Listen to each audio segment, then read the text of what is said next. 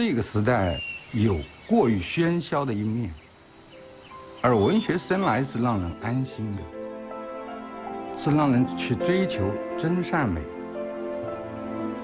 一个真善美的人，在我看来就是一个生动的人，有力的人。他可以在平凡当中去创造不平凡。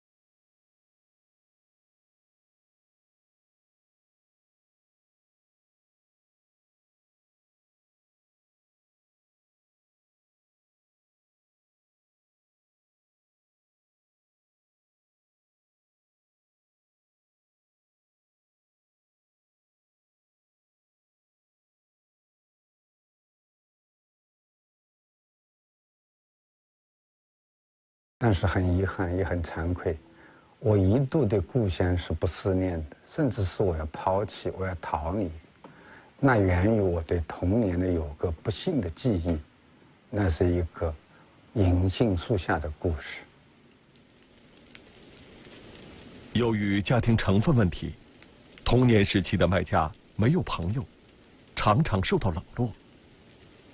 一次与同学发生冲突后，父亲的责备使麦家与父亲的关系发生彻底的变化，把我彻底打伤心了。从那以后，我这个人就是从小脾气是特别倔。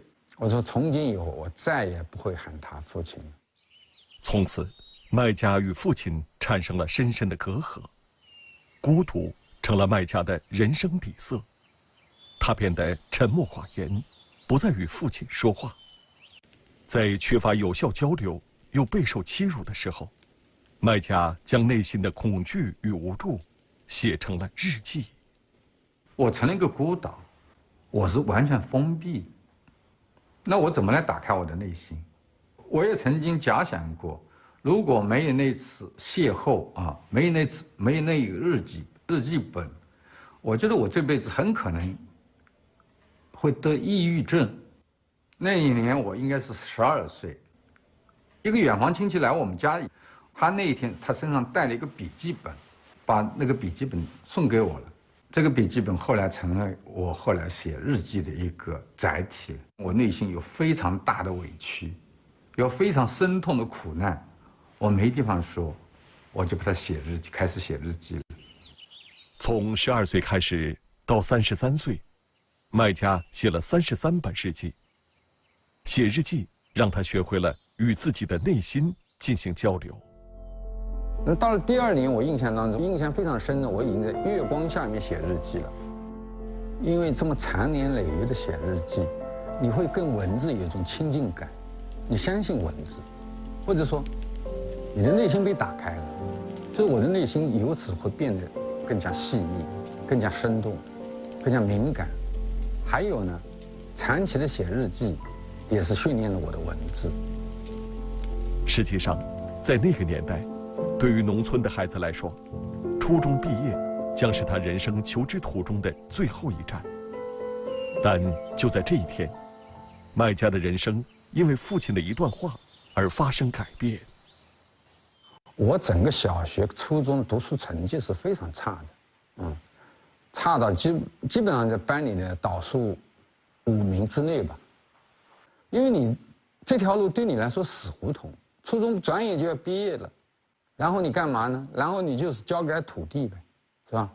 你就交给生产队去参加劳动呗，然后你就一辈子就做个农民呗。1978年春节，父亲带着14岁的麦家来到一所高中外面，他就把我带到离我们村庄大概也就是不到3公里的远的一个地方，是我们县的第3中学。那春节的时候是放假，学校也进不了门，他就带我，就整个学校绕着学校的围墙走了一圈，他对我进行了一个带有仪式性的谈话。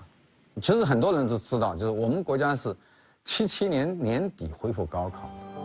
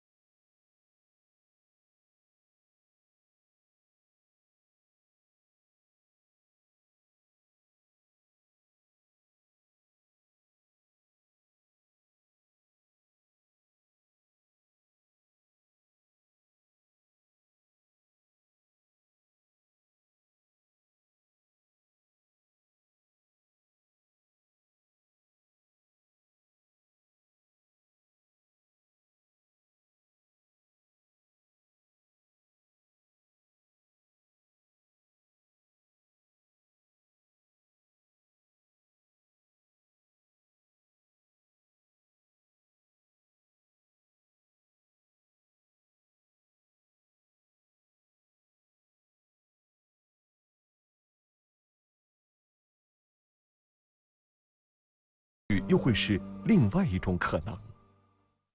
在那个树荫下和我短暂的相见，给我赢得了一个人生的一个重要的一个翻盘的机会。那个时候高考和现在不一样，现在是先填志愿，是吧？那个时候高考是首先叫体检分，首先画的是一个体检分，你有资格体检，然后一边体检完了以后就是可以填志愿。1981年，麦家高考分数达到了体检资格的标准。那天，麦家跟全县的考生一起，在一家医院进行体检。我在我们医院的门口的一棵树下纳凉，那个树其实是一个非常小的树，又是正午，它的树荫其实是非常小啊。我就在纳凉的时候，突然医院里面走出来了一个大胡子的人，我呢就是主动的把我这个比较忧郁的有树荫的位置就让给他。那么这个招生官他跟我攀谈，我一听他说是解放军工程技术学院的，我马上眼睛就亮。我也主动要求，我说我很想上军校。他说那你考了多少分？我说我考了多少分？他说那不可能，他说分数相差太大。就在麦家为错失军校感到遗憾的时候，事情出现了转机。到了下午3点半的时候，我就听到走廊上我们学校的一个老师在医院的2楼的走廊上大声的呼喊我的名字，因为他要录的人没有录够，他要重新去选拔。我的体检一路过关，命运我就这样又一次眷顾了我。被军校录取后，麦家踏上了南下的火车，这让麦家与家乡越来越远，并走向了他无法预知的未来。那是一座秘密的军校，在那里，他结识了一群特殊的军人。麦家曾在茅盾文学奖答谢词中这样描述当时的感受：他们是人中精灵，他们的智慧可以炼成金，他们罕见迷人的才华和胆识，本来可以让他们成为名利场上的宠儿，但由于从事了特殊的职业，他们不被世人所知，他们的故事是我们永远的秘密。我一直在想，如果我没有去军校，我的人生会是怎么样？因为你知道，我其实后来我的写作也离不开军营，是吧？军营给我写作也提供了非常丰富和特殊的养分，所以上这个军校对我来说非常重要。到军校不久，让麦家没想到的是，由于一本书的缘故，开启了他写作的大门。那一年夏天，我和麦田里的守望者这本书邂逅了，这本书确实是点燃了我写作的冲动，它一下子又给我打开了一个新的想象空间。小说是可以这样写的，就像我写日记一样的写，所以我写了第一本小说。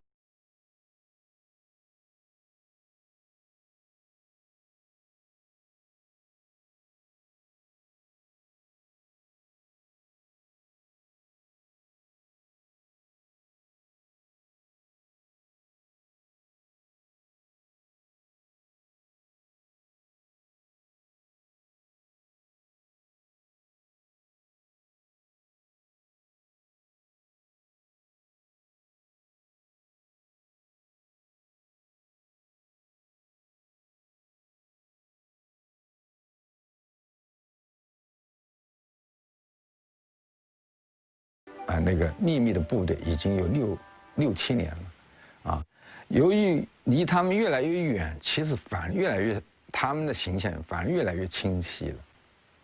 有一天我突然，我就说，军艺毕业的前1个月，我突发奇想，我要坐下来写个大东西。1991年，当麦家怀着期待的心情，将他写的这部小说送到出版社时，然而由于小说题材特殊，人物形象崭新，被提出过质疑。这样的作品是否存在泄露机密？解密先后被出版社退稿17次，11年的反复修改，他将与这部小说共同经历一场折磨。解密是一个不断生长的一个文本，最早的是陈华南笔记本，一个中篇。我觉得固然有说从出版的角度来讲，大家心里没数，是吧？还有就是说，从90年代到2002年的这段时间里，像解密这样的小说其实是非常特殊的，它不是我们熟悉的那个类型。麦家是一个很偏执的人，他很偏执、很顽固，所以在这个意义上说，像荣金珍啊什么什么的，他的那种性格的种子，在他自己身上就有的。我觉得一个人的成功，一方面和时代有关系，